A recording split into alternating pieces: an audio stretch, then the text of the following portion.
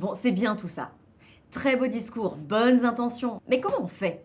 Eh ben, c'est pas si compliqué. Tu prends la CV, tu regardes le scope 3, on focus sur le GWP et l'eutrophisation des eaux. Attention au transfert de pollution et aux effets rebonds. Non, bon d'accord, je rigole.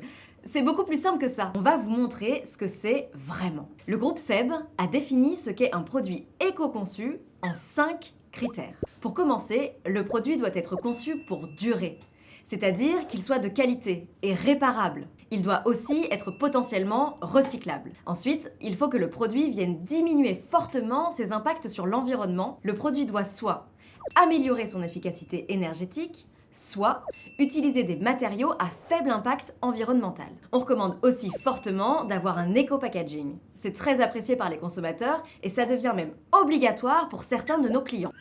À chacun de ces critères sont associés des seuils et des modes de preuve à collecter. Toutes les informations sont disponibles ici. Au niveau du développement, les produits éco-conçus sont des produits comme les autres et suivent le même processus de développement, le processus EPO. Donc en 3 mots, l'éco-conception, il faut la demander, la mettre en œuvre et la mesurer. Et concrètement, qu'est-ce que ça change dans la conception du produit? Pour les critères de qualité, réparabilité et de recyclabilité, ce sont des sujets sur lesquels le groupe SEB travaille déjà depuis plusieurs années. Vérifiez que vous n'êtes pas sur un produit qui fait exception, mais il y a toutes les chances pour que votre produit soit déjà conforme à ces critères d'éco-conception. Et on dit merci aux équipes de développement et qualité qui y travaillent depuis plus de 20 ans. Pour utiliser des matériaux à plus faible impact environnemental, le mieux est de se concentrer sur les matériaux recyclés ou biosourcés. Une dizaine de matières ont déjà été qualifiées par les équipes. Bravo à tous les pionniers du groupe SEB. Vous pouvez réutiliser ces matières assez simplement dans vos produits. Et si vous ne trouvez pas votre bonheur dans les matériaux qui sont déjà qualifiés par vos collègues, eh bien on compte sur vous pour en qualifier de nouveaux.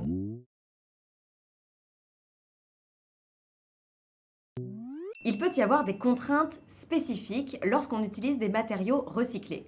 Par exemple, le contact alimentaire ou un procédé de fabrication à ajuster. Mais des produits avec 80% de plastique recyclé ou des poêles avec de l'aluminium à 100% recyclé existent déjà. S'ils l'ont fait, vous pouvez certainement le faire aussi. Vous avez choisi de travailler sur l'efficacité énergétique?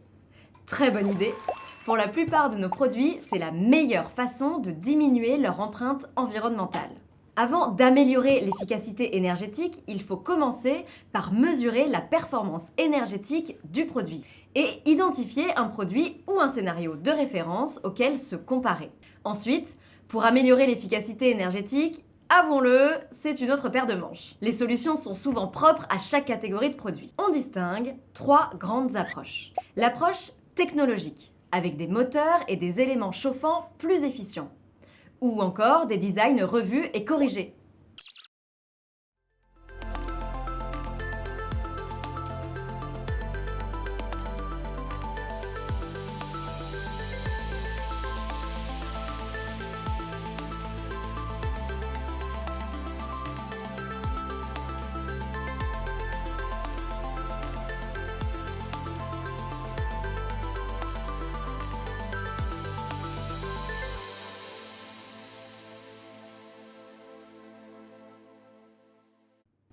Plus soft, mais tout aussi efficace, les éco-gestes, pour amener le consommateur à utiliser au mieux son produit.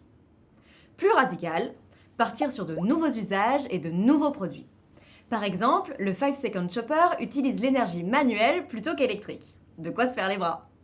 Envie de voir ce que ça donne ?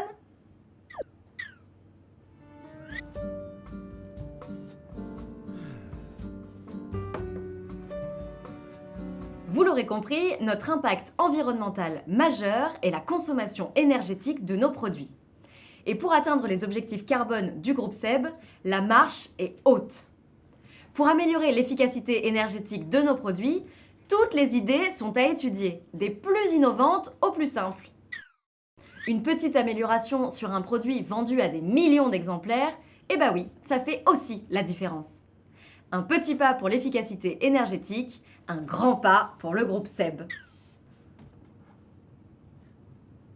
Ça y est, votre produit est conçu pour durer. Il est recyclable et contient des matériaux recyclés. Il a amélioré son efficacité énergétique. Ce serait dommage qu'il soit noyé sous des tonnes d'emballages plastiques, non? Le groupe a mis en place 10 principes pour concevoir des éco-packaging. Les 3 principaux sont la suppression du polystyrène expansé, la suppression des sous-emballages plastiques et l'utilisation de cartons recyclés pour la boîte d'emballage. Et la bonne nouvelle pour l'éco-packaging, c'est que chaque semaine, de nouvelles idées émergent pour supprimer le polystyrène expansé ou les sachets plastiques. Et lorsqu'une solution est validée par les équipes à Selonget ou à Itatiaia, il y a de fortes chances pour qu'elle puisse être aussi utilisée par les équipes en Asie ou à Mayenne. Envie de voir ce que ça peut donner? C'est ici, avec 30 secondes de vidéo pour résumer 6 mois de travail et une belle réussite à Selonget. Vous avez maintenant une bonne partie des cartes en main, mais il manque un ingrédient essentiel que vous seul pourrez apporter. La connaissance de vos produits et votre expertise métier. C'est en associant l'éco-conception aux autres enjeux de votre catégorie que vous pourrez faire prendre la mayonnaise et développer le produit éco-conçu que votre consommateur attend. Faire, c'est bien. Faire savoir ce qui a été bien fait, c'est encore mieux. Pour que l'éco-conception pèse dans le choix de tous nos consommateurs, des moins impliqués aux plus engagés, il faut savoir valoriser l'éco-conception de façon claire, transparente et pertinente.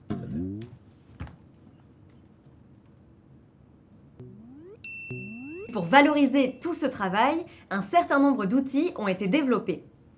L'autolabel Ecodesign du groupe SEB, des chartes graphiques par marque, des guidelines de communication environnementale et des assets de communication transversaux.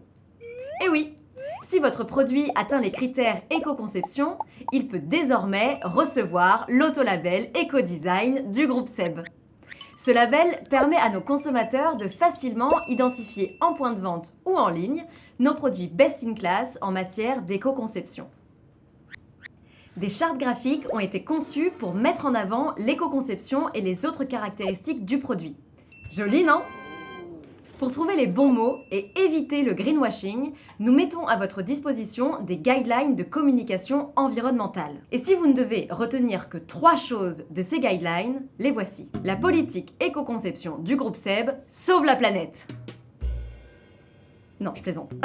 Plus sérieusement, communiquer sur les améliorations qui sont significatives à l'échelle du produit.